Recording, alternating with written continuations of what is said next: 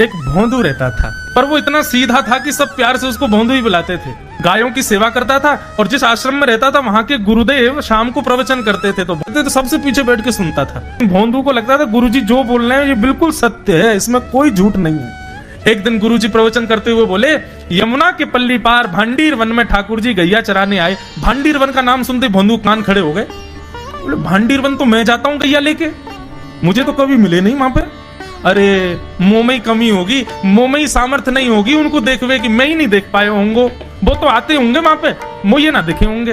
भोंदू ने पहली बार जिज्ञासा करी, गुरुदेव ठाकुर जी दिखते कैसे हैं? तो गुरुदेव भी हंस गया, अच्छा भोंदू पूछ रहा है, बैठ जाओ बताते हैं। मोर मुकुट पहनते हैं ठाकुर जी, और बोले 2 कान हैं लेकिन कुंडल एक ही पहनते हैं। ठाकुर जी ऐसे पुष्प तोड़ के कान के ऊपर लगा लेते हैं, दोनों कानों में एक ही कुंडल को फेर फेर के पहनते। ठाकुर जी पीली पीताम्बरी, ऐसी ठाकुर जी पीली पहनते, पीली पीताम्बरी। माला कैसी पहनते हैं? ठाकुर जी ऐसी पहनते हैं पूरी पैरों तक जाए। ये देखो गुरु जी कह रहे हैं तो निश्चित है भंडीर वन में आते हैं ठाकुर जी। भोंदू अपनी गैया लेकर के भांडीर वन पहुंच गया। गैया चर रही थी, अब भोंदू ढूंढ रहा है, कभी वृक्ष के नीचे जाके देखे, कभी कहीं देखे, कभी ढूंढे कहीं से चंदन की सुगंधी आ जाए। गुरुजी बता रहे थे उनमें से चंदन की सुगंधी आती है, क्या पता कन्हैया यहीं कहीं हो।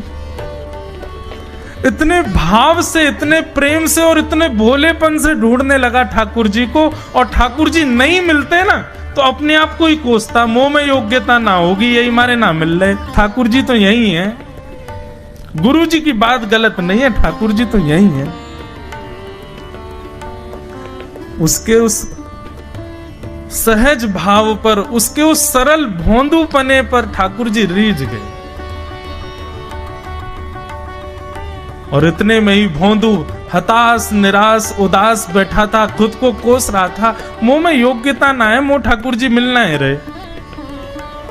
इतने में ही देखा सामने से असंख्य गायों का झुंड आ रहा है, और भोंदू ने जैसी उन गायों को देखा, ऐसी गाय कभी देखी नहीं, अलग गाय, सींग चमक रहे हैं, सींगों के ऊपर के भाग में सोने चांदी मड़े हुए हैं, ऐसी ऐसी सुंदर सुंदर तंदुरुस्त गैया।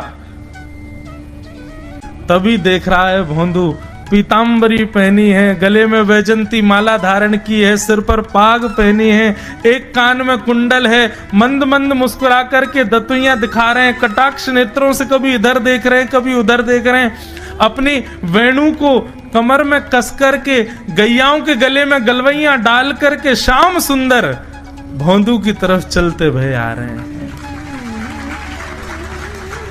ये दृश्य देखकर के हाथ पांव कांपने लगे भोंदू के। उसको लगा मेरे पास तो आएंगे ही नहीं, है वहीं से मुड़ जाएंगे, अब मैं उनके पास जाके उनको असहज नहीं करूंगा, यहीं से देख लूं, यहीं से प्रणाम कर लूं।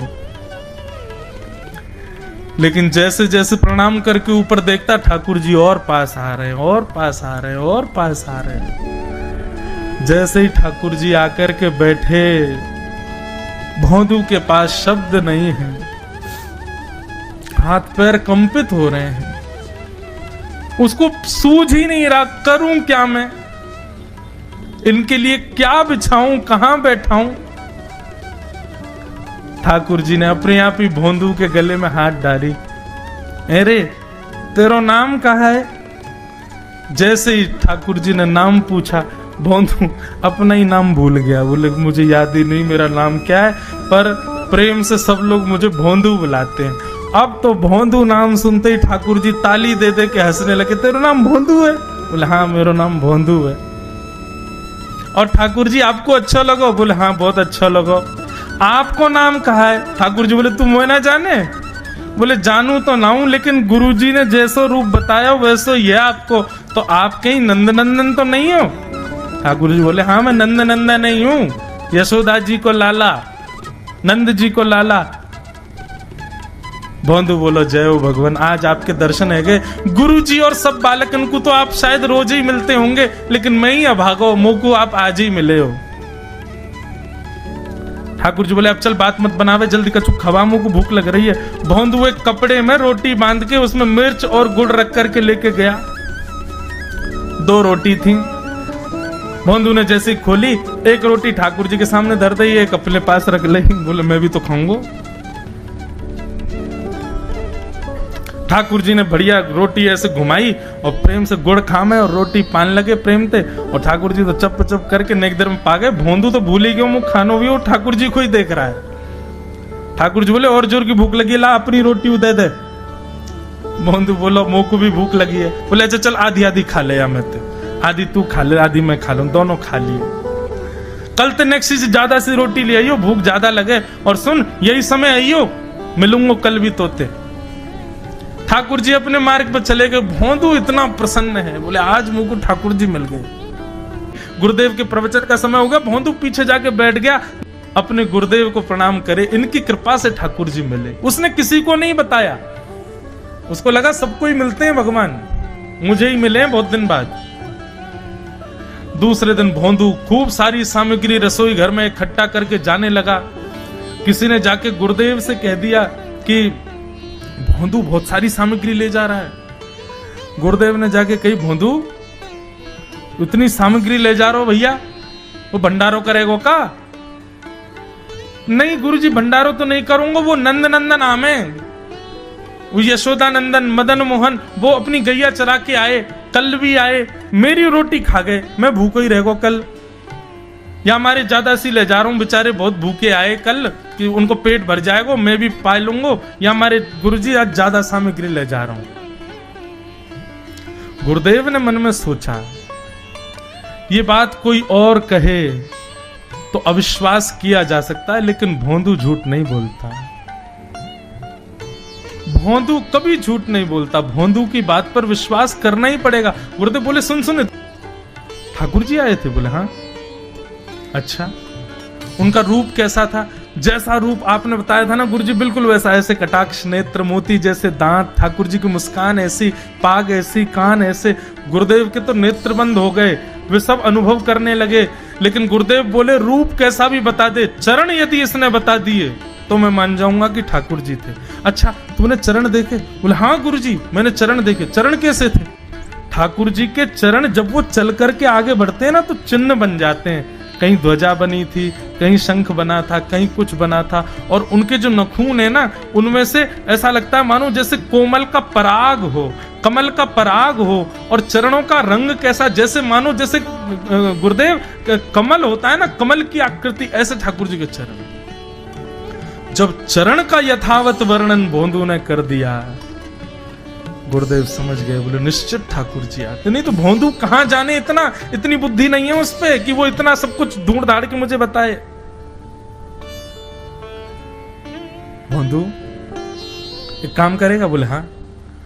ठाकुर जी आएंगे तो तेरे सखा बन गए? बोले हाँ। तो उनको लेकर के आश्रम आ जा, यहां पे आ जा। भोंदू बोला कि इतने योग्य बालक हैं, लेकिन ठाकुर जी ने किसी से नहीं कही, मुझसे कही है। अगर मैंने ये काम नहीं किया तो मेरा जीवन व्यर्थ है। भोंदू को लगा ठाकुर जी सबसे ही मिलते हैं, गुरुजी किसी से भी कह के बुलवा लेते, मुझको काम दिया। भोंदू ने तो उसको अपने हृदय में ले लिया, अब ये काम मुझे करना है। बोले गुरुजी मैं वचन दे के जा रहा हूं, ठाकुर जी को मैं लेके आऊंगा। जा बेटा। भोंदू वन में चला गया। अब तो उसको मिलने की भी एक्साइटमेंट नहीं है और कोई उसके मन में भाव ही नहीं है, उसको ये है बस ठाकुर जी को मैं ले जाऊं। जाकर के बैठा, ठाकुर जी अपनी गैया चराते भये, ठाकुर जी आए, रूप देख करके फिर से भावुक हो गया भोंदू। ठाकुर जी आकर के बैठ गए, बोले चल जल्दी निकाल रोटी, भूख लगी है मुंह को। भोंदू सजाता जा रहा है, थाली ठाकुर जी को देता जा रहा है। बोले जय जय, एक प्रार्थना करूं? बोले करो। आप मेरे संग मेरे सखाओ ना आप? बोले हाँ तेरो सखाऊं तो मेरी बात मानोगे? बोले कहा आप मेरे संग आश्रम चलो गुरु जी के पास। ठाकुर जी रोटी पाते जा रहे, ठाकुर जी ने अनसुनी कर दी बात। बोले जय जय कछु कहो ना, आप चलोगे ना? ठाकुर जी बोले हम तेरे सखा हैं, तेरे गुरु जी के सखा नहीं है। तू मोते मिल, तू मेरे संग खा, तू मेरे संग रहे, तू कछु कर, तो कुछ सब अधिकार है, लेकिन ये हम गुरु जी ते मिल बातें मिल ये सब हम नहीं करेंगे। हम बस तेरे सखाएं तो ये जाने और कोई ये ना जाने। ए जय जय ऐसे मत कहो ना, वे नहीं बताते तो मैं तो आपको देख ही नहीं पाता, मैं तो आपको जानता ही ना हूं। उनने ही तो मुझको बताई कि आप भांडीर बनाते हो, आपका रूप ऐसा है। उनने कृपा करके मुंह को आपसे मिलवाए हो, वही हमारी मित्रता के मूल आधार है, उनसे तो मिलवे चलो ना। ठाकुर जी बोले देख ज्यादा जिद मत करे, हमने तो उसे एक बार कह दी हम नहीं जाएंगे नहीं जाएंगे नहीं जाएंगे। ठाकुर जी रोटी पा रहे थे तो भोंदू ने हाथ से रोटी और छनाई, बोले ये भी दो, ये भी गुरु जी की है, लाओ ये मिर्च गुड़ सब दो, ये सब गुरु जी को, ये भी मत खाओ। और सुनो, यदि हमारे गुरु जी से आपको प्रेम नहीं है तो हमको आपसे प्रेम नहीं है। कलते अपनी गैयान को लेकर कहीं और चरावे जाओ, होंगे तुम नंदन अपने गांव के, मेरे गुरु जी के पास नहीं जाओगे। और सुनो, ये मुंह में जो रोटी रखी जाओ को उगल ले आओ, ये भी गुरु जी की रसोई में बनी है, हमारे गुरु जी से नहीं मिलेंगे। ठाकुर जी बोले अरे भोंदू ने रुक तो, नहीं नहीं नहीं अब तो मैं सुनूंगा ही नहीं, आपने ऐसे कैसे कह दी नहीं जाएंगे, 3 बार नहीं जाएंगे नहीं जाएंगे। और ये भांडीरवन मेरो है, मैं यहाँ गैया चरावे आऊं, कल से अगर तुम और तुम्हारी गैया दिख गई मुंह को तो तुम्हारी गैयान को लेके मैं चलो जाऊंगा आश्रम, फिर तुम्हारी मैया बाबा तुमको मारेंगे। ठाकुर जी बोले अरे भोंदू इतना नाराज? बोले यदि मुझसे मित्रता रखनी है तो मुंह को वचन देना पड़ेगा कि आप आश्रम चलोगे, और अगर आपने फिर से नहीं कही तो मैं जा रहा हूं वापस, और कभी आपको मुख नहीं देखूंगा, अपना मुख नहीं दिखाऊंगा। ठाकुर जी बोले इस मुख को देखने के लिए या संग के लिए लोग पता हो तो कितनी तपस्या करें। बोले जो तपस्या करें उनको मुबारक, तुम मुंह को ना चाहिए, मुंह ना मिलनो तुमते, मुंह कोई गरज ना पड़ रही तुमते, आज तक नहीं मिले कल ही तो मिले हो मोते, वो भी गुरुदेव की कृपा से मिले हो, जाओ मत मिलियो, मुझे ना चाहिए तुम। ठाकुर जी बोले मैं तो ना जाऊंगा, मैं तो तेरे पास ही रहूंगा। बोले तुम मत जाओ, मैं जा रहा हूं। कि जाने लगा वापस। भोंदू, ठाकुर जी पुकार रहे हैं भोंदू को, मानो जैसे त्रिलोकी लेके जा रहा है वो ठाकुर जी की, जैसे मानो पूरा ऐश्वर्य ठाकुर जी का ले जा रहा हो। अरे भोंदू ने रुक तो जा। भोंदू बोला अपना मुख भी नहीं दिखाऊंगा यदि आप नहीं चलोगे तो। भोंदू थोड़ी दूर गया, ठाकुर जी को लगी वापस आ जाएगा, थोड़ी और दूर गया, लगा अब आ जाएगा, लेकिन जब भोंदू दिखना बंद हो गया हमारे ठाकुर जी विचलित हो गए, दौड़े भोंदू की तरफ। ठाकुर जी दौड़ करके गए और जाकर के भोंदू के पित्ती पे चढ़ गए। बोले ले चल अपने गुरुदेव के पास, चलूंगा तू जहां कहेगो, लेकिन तो दूर नहीं जान दूंगा। और भोंदू ठाकुर जी को ऐसे ऊपर चढ़ा करके आश्रम जा रहा है। गुरुदेव आकर के खड़े हो गए और मन में बस विचार कर रहे थे, हाथ पांव कांप रहे थे। बोले ठाकुर जी आएंगे कि नहीं। इतने में ही भोंदू आया और तभी देखा भोंदू की पिद्दी पर ठाकुर जी टंगे भय आ रहे हैं। आज गुरुदेव ने जाकर के पहले भोंदू को प्रणाम किया, बोले जय हो, धन्य है। इतनी तपस्या की, इतना भजन किया, घर परिवार त्याग दिया, वैराग्य त्याग सब हमारे जीवन में, तब भी ठाकुर जी नहीं मिले। लेकिन वारे भोंदू, तेरी सरलता, तेरी सहजता, तेरा ये निर्मल भाव कि ठाकुर जी तेरे अधीन होके यहाँ आश्रम तक चले आए।